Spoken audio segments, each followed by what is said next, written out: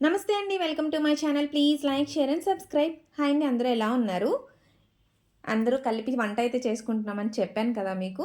మేమైతే ఇంటి దగ్గర పూజ అయిపోయిన తర్వాత మా చిన్నత్తయ్య గారు వాళ్ళ ఇంటికైతే వెళ్ళిపోయి అక్కడైతే వంట చేసుకుంటున్నామనమాట. ఇంకా సంక్రాంతి, భోగి అనేది ఎలా చేసుకున్నామనేది మీకు చూపించాను. చాలా బాగా ఇంట్లోనే ఉండి బయటకి ఎక్కడికి వెళ్ళకుండా సరదాగా ఒకళ్ళతో ఒకళ్ళు మాట్లాడుకుంటూ అయితే మా పండగ అయిపోయిందనమాట. ఇంకా హరిదాస్ చెప్పాను కదండీ! నెల రోజుల నుంచి వస్తున్నాడని. లాస్ట్ కనుమ రోజైతే వస్తాడనమాట. ఇంకా ఆ రోజు ఆయనకి స్వయం పాకమైనా మనకి తోచింది ఏదైనా ఇవ్వొచ్చనమాట. మళ్ళీ సంవత్సరం వరకు ఈయనైతే కనిపించారు కదా! ఈరోజైతే మనకి దక్షిణ గానీ, భోజనం గానీ ఏదైనా మనకి నచ్చిందైతే ఇవ్వచ్చు. ఇంకా కనుమ రోజైతే ఖచ్చితంగా ముక్కయితే తింటాం కదా! తినేవాళ్ళం. ఇంకా మా కోసమైతే చికెన్ తెచ్చుకున్నామనమాట. ఇంకా మా అత్తయ్య గారైతే చికెన్ కర్రీ చేశారు. ఈలోపు బిర్యానీ కోసం అయితే రెడీ చేసి వెజిటబుల్ బిర్యానీ, చికెన్ కర్రీ అనమాట.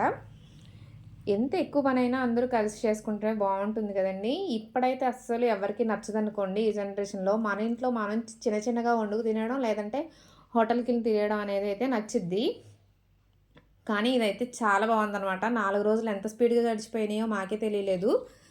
అసలు లాస్ట్ ఇయర్ 3 డేసే వండుకున్నాం. ఈ సంవత్సరం మాత్రం ఇంకో రోజు ఎక్స్‌ట్రా చేశామనమాట. ఇంకా వెజిటబుల్ బిర్యానీ అయితే నేనే చేశాను. పర్లేదనమాట. తినేలాగే ఉంది. మరీ అంత హోటల్‌లో టేస్ట్ అయితే ఉన్నాయని చెప్పం గానీ, అన్నీ కూడా 3 డేస్ కూడా చాలా బాగున్నాయండి. హోటల్ నుండి తెచ్చుకుంటే ఏముంటుంది చెప్పండి? ఎవరో చేసిందో లేకపోతే అందులో ఏ సాల్ట్‌లేసారో, ఏమేసారో తెలియకుండానే వాటిని టేస్ట్ అయితే చూసేయాల్సి ఉంటుంది. అది ఎంతవరకు హెల్త్‌కి మంచిదనేది మనకేం తెలుసు. ఇంకా ఈ 3 డేస్ అయితే మేము బయట నుంచి ఏం తెచ్చుకోలే. ఒక్కరోజు టిఫిన్ తెచ్చుకున్నాం. భోగి రోజు పెసరట్టు ఉప్మా తెచ్చుకున్నామనమాట. ఇంకా తర్వాత 3 డేస్ కూడా మేము ఇంట్లోనే టిఫిన్స్ దగ్గర నుంచి అన్నీ మేమే వేసుకున్నామనమాట. ఇంకా మా ఇంట్లో మా మరిది గారులకైతే బూరెలంటే చాలా ఇష్టం.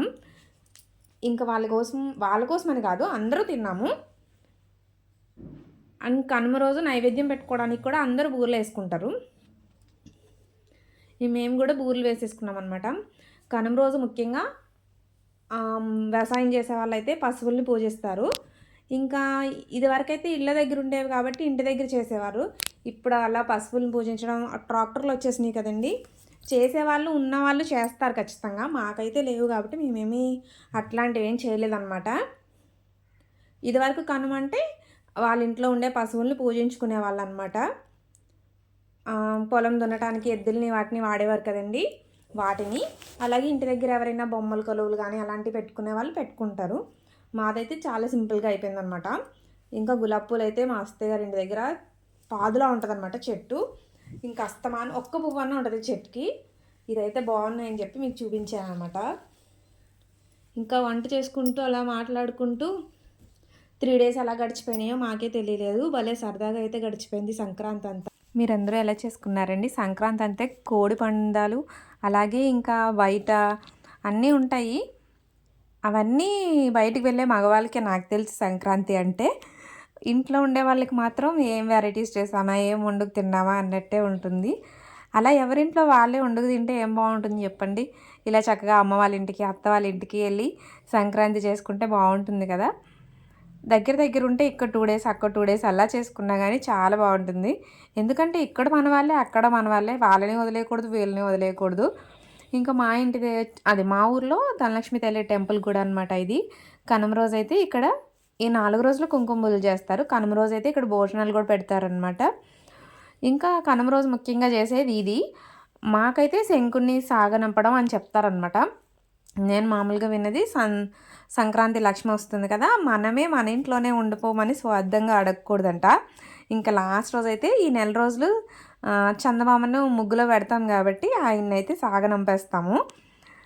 ఇంకా మేమైతే ఎంత టేస్టీగా మసాలా వాళ్ళైతే వేసుకున్నాము. చాలా బాగున్నాయండి. ఇది రెసిపీ స్పెషల్గా పెడతానమాట నేను. నచ్చితే ట్రై చేయండి. ఇంకా మా అత్తయ్య గారు అయితే మా కోసం మళ్ళీ ఎగ్ కర్రీ కూడా వండారనమాట. సరిపోదని సాయంత్రానికి సరదాగా ఇలా కూర్చుని పిల్లలు ఇంకా అందరూ కలిసి సీతారాముడు ఆడుకున్నాం అనమాట. ఎప్పుడో చిన్నప్పుడు ఆడాము. ఇప్పుడు ఆడదామని చెప్పి అప్పటికప్పుడు మళ్ళీ సరదాగా పనంతా అయిపోయిన తర్వాత కూర్చుని సీతారాముడు అయితే ఆడుకున్నాము. ముందు రోజు అయితే హౌసీ ఆడుకున్నాము.